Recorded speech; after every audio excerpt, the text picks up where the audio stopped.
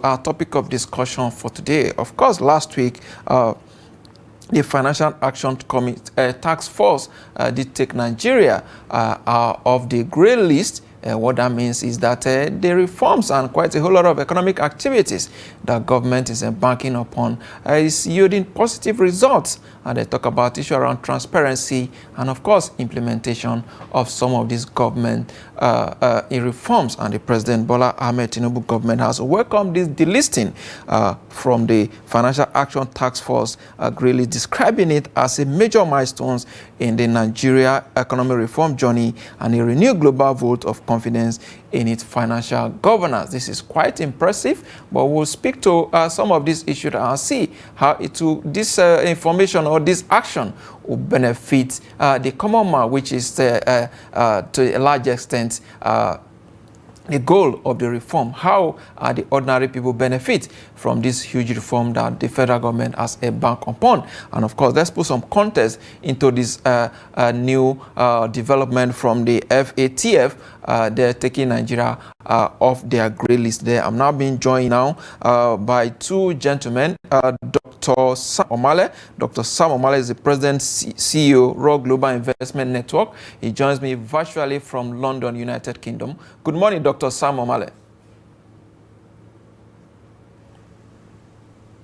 All right. And from Abuja here, Dr. Samson Simon is an economist. He also joined me virtually from Abuja. Good morning, Dr. Samson. Good morning. Good morning, viewers. Thank you for having me. All right, let me start from you, Dr. Samson. This is more like the president said, the renewed global vote of confidence in our financial governance. Tell us, what's the significance of this decision?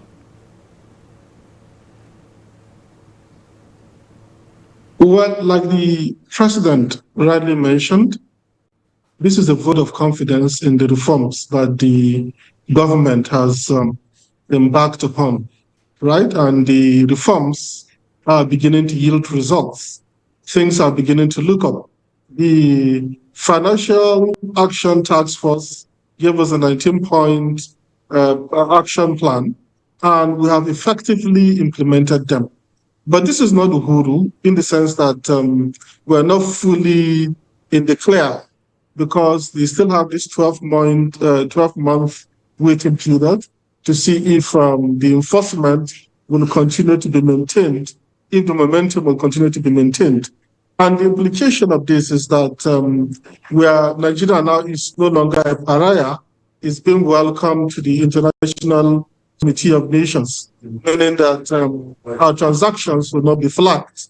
And if our transactions are not flagged, that means they are less risky, and that would boost investor confidence in the Nigerian economy. That will also make credit rating agencies to find us more attractive and possibly upgrade us. And even when we are borrowing money from the IMF or from the World Bank, that they will not be as stringent as they would have been if we were still on the grey list. And ultimately, we hope to see better naira appreciation, attraction of capital inflows, better trading, and better engagement with the international community. So it's really good news. It's glad tidings for us.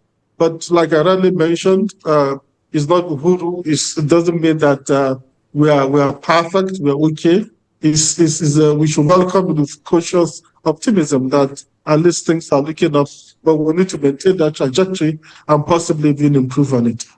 Indeed, we're quite impressive there. Let me get the take of Dr. Sam Omale, who joins me from London. Dr. Omale, let me get your take with regards to this very interesting news there, Nigeria being off Financial Action Task Force grey list. What's your take? Well, before I take that, I think I have to declare my full meaning. My full name is Samson as well. So, so I have to. You have two powerful Samson on your show this morning. Good to see you, Dr. Samson. Good to see you, sir. Thank you. Yeah, like Dr. Samson, my namesake, has said, it's a great relief. But let's start from the beginning. You know, way back in 2001, Nigeria was in this notorious club of the non-cooperative countries and territories, NCCT. And these are countries that the international community didn't have information about anything they did. We don't know who people are transacting business. We don't know the source of their business. And the initiative of FATF, it was, to defend the international financial system from the vulnerability of the transactions that happen by individuals in various countries. They set up that body to ensure that there's a good framework in individual countries that will punish, detect, and combat the issue of money laundering and terrorism financing. Because these are two, and also, of course, the financing of proliferation of weapons of mass destruction. So the three goals: money laundering, financing of terrorism, and also financing of the proliferation of weapons and mass destructions. Now, are these things found in Nigeria? So, but by 2005, Nigeria was removed from that list. And just last week, I think on 24th or so of this month, Nigeria was removed from this notorious rank of jurisdictions that are under intensive monitoring. Which means there are systems in play that they don't understand about Nigeria and they are suspicious about it. So, so on October 24, Nigeria was among the four countries, I think, South Africa, Mozambique, Burkina Faso, were taken out of this club. So it's a good news for us. And it also means that they are complying with the FATF standards. So going forward, let's see whether we can maintain the system. And like Dr. Sampson said, it's not a clear bill that has been given to us. We have to sustain it because they have data on us that by monitoring how things are being done in Nigeria. All right, before I go to Dr. Sampson, let me ask you, does it mean that Nigeria is now open to, for deeper global integration?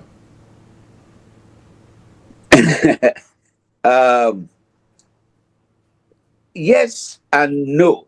It depends upon how we conduct ourselves from now going forward. Number one, to be on that list was enough damage to our image, to our credibility. To be on that list in the first place. And these memories linger. So that we find ourselves on the list was bad enough. But the implication is that coming out of this list will improve our image because it damages our reputation big time. And it can harm, being on that list will harm your international reputation. And it suggests that you are vulnerable to financial crime. To be on that list shows that you are actually vulnerable to financial risk. And nobody wants to touch countries that have the vulnerability to financial crime.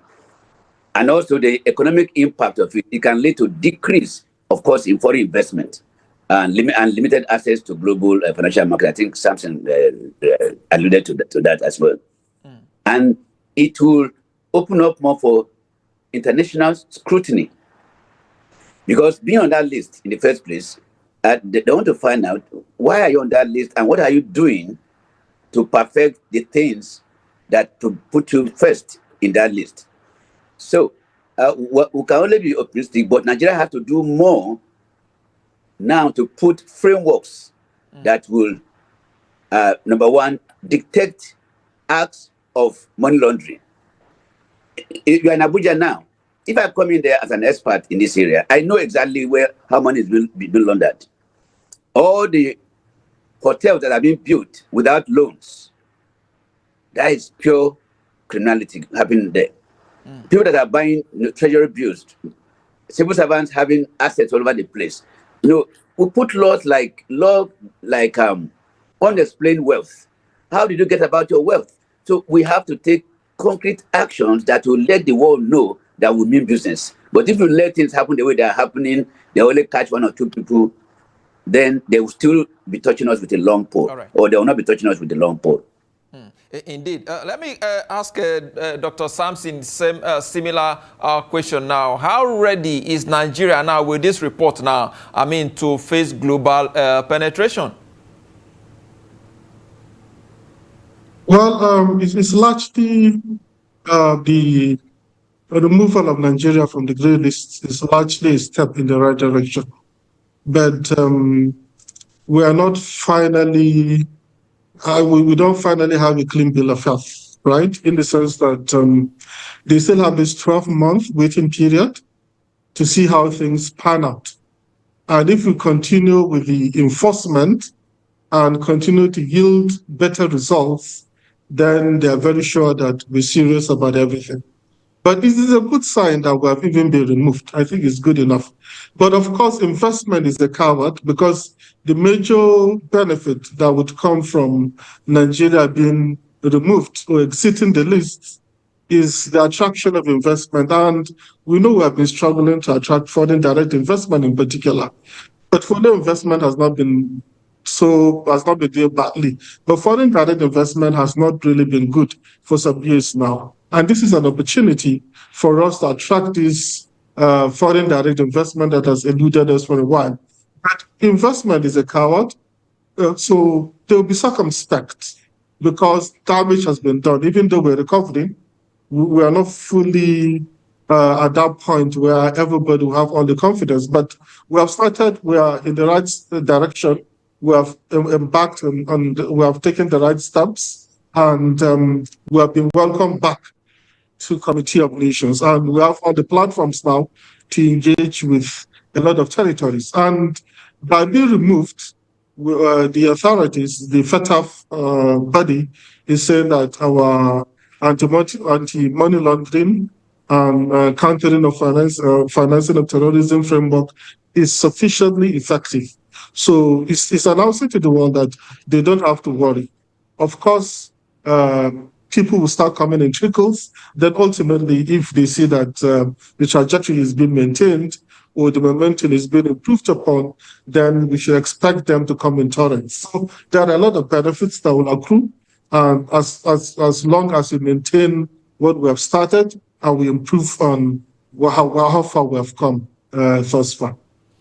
Indeed, Dr. Sampson, what do you make of some who are saying that this decision is more like political than the real facts on the ground? Because if you're talking about anti-money laundering improvement, there are some people who are saying that a lot of people who are involved in these activities have not really been tried or even convicted.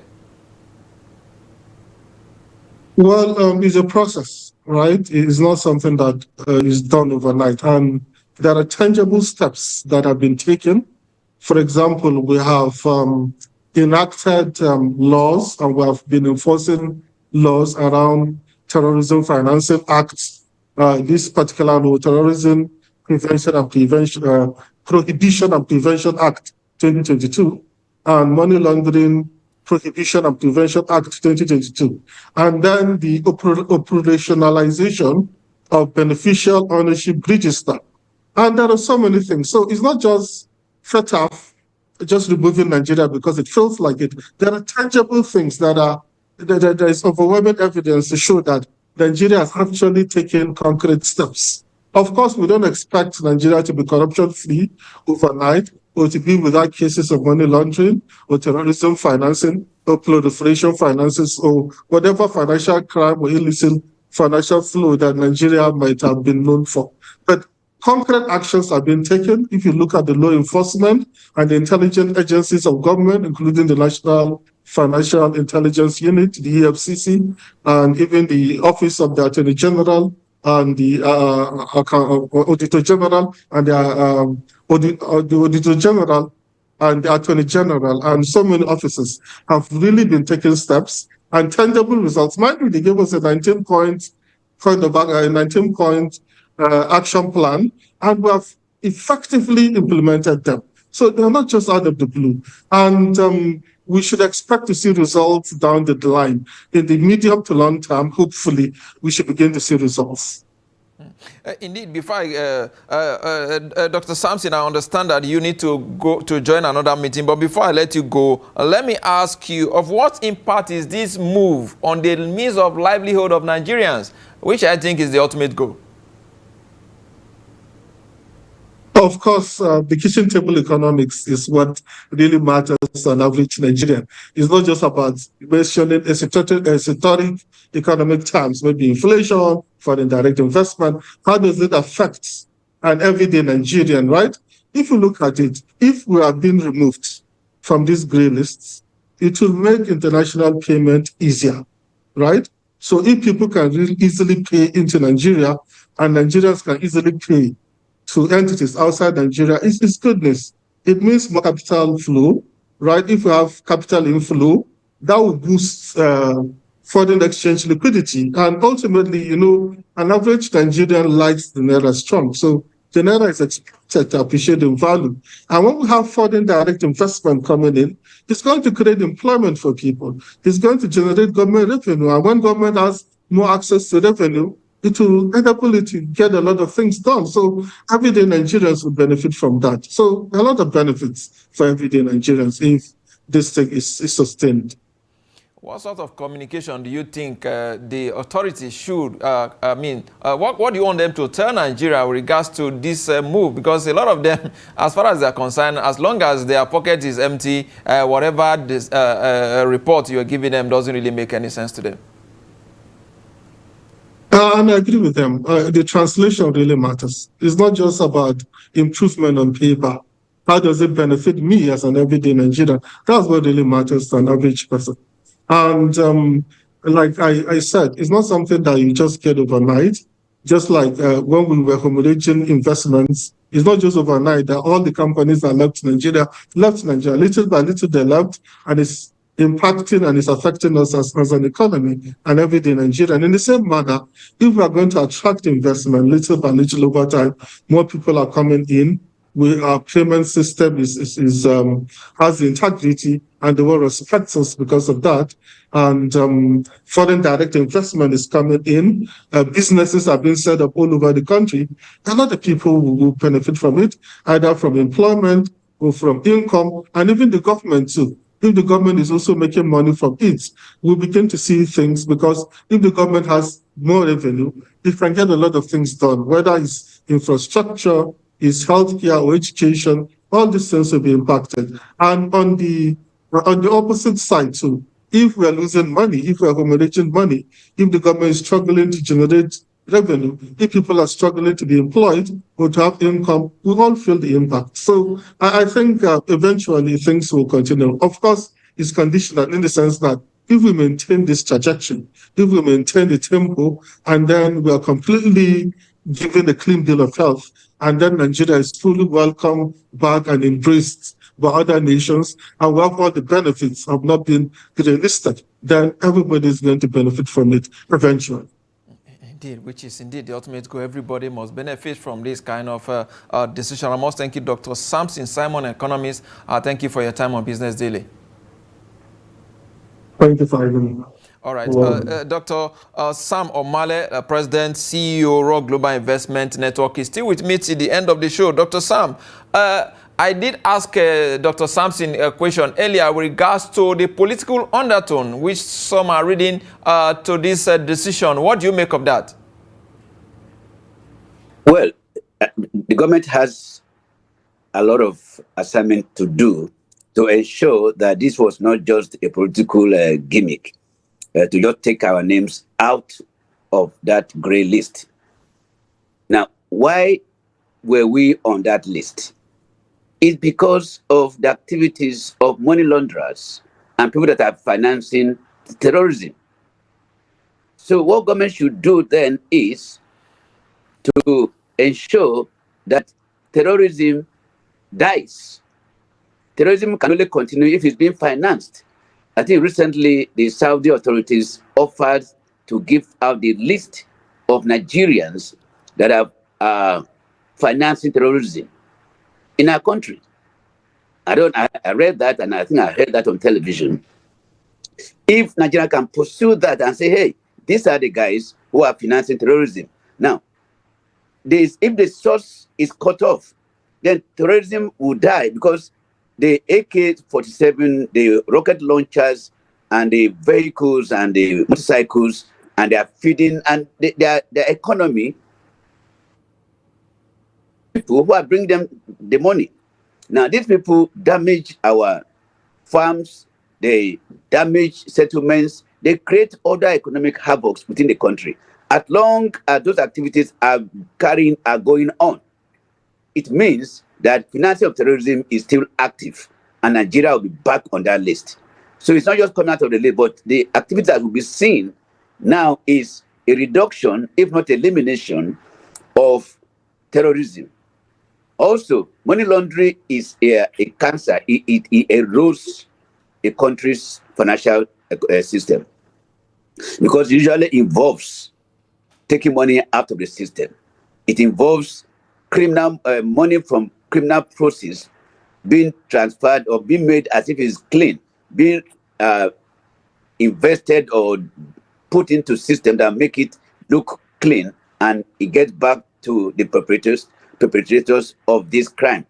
Therefore, they are not punished.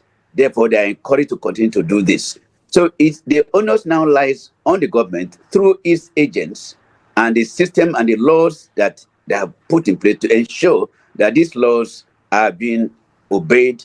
These institutions that are to tackle this malaise in the country are effective and are doing the activities for which they are set up. So we should have freedom.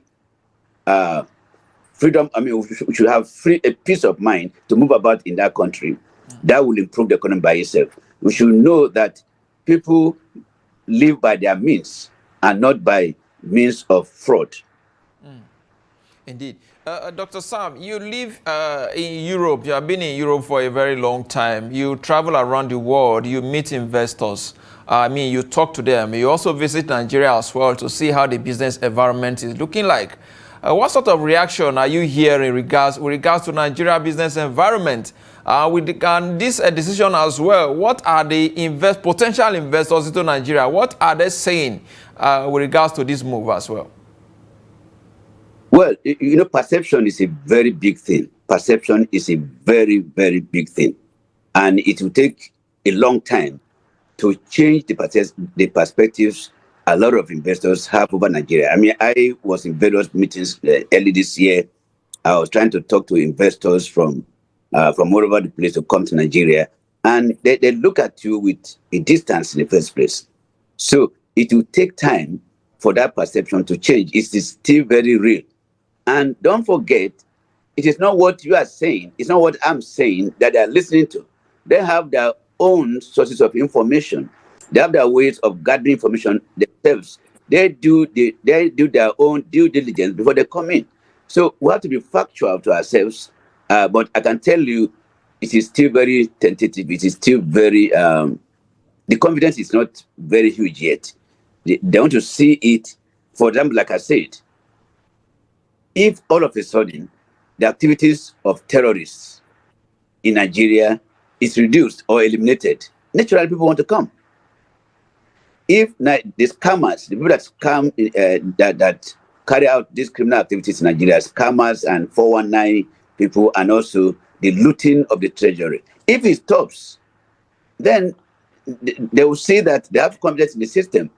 But when they see money cash outflows, when they see Nigerians taking money out, they're wondering, what have they seen? What do they know that we don't know? Because then the system here will expose all the houses Nigerians are buying up here, all the money they're pouring out. The system here knows.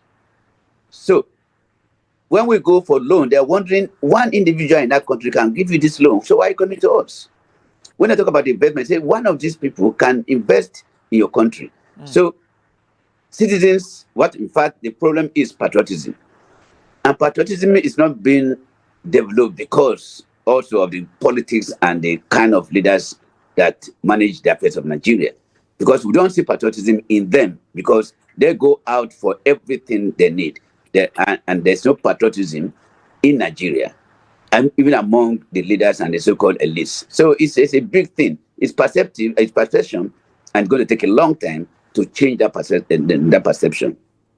Indeed, In fact, each time here in Nigeria, there's fillers will go up. People will be like, oh, Nigeria. Okay, they will flare up first. I remember one time I was in I went to the States and I brought my Nigerian passport out. And the immigration officer just began to laugh. Just by seeing my passport, I began to laugh. And I'm saying, why are you laughing at why are you laughing? Then he told me I should know why he was laughing. And I said, this is not a funny thing at all. And of course, we ended. But you see, the pain was more on me, not on him. Because whatever is happening at home affects all the citizens. People that are carrying out this heinous activism must know that it tells on other citizens around the world. I'll give you another example. I was trying to open a brokerage account. Nigeria was still on the list of the NCCT. I didn't even know of that. 2004, early 2005.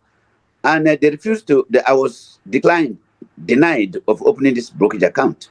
And when I found out, they said Nigeria was on the list of NCCT, even though I lived here, but because I was a Nigerian passport, I was still seen as a Nigerian and a threat to the financial system of this place.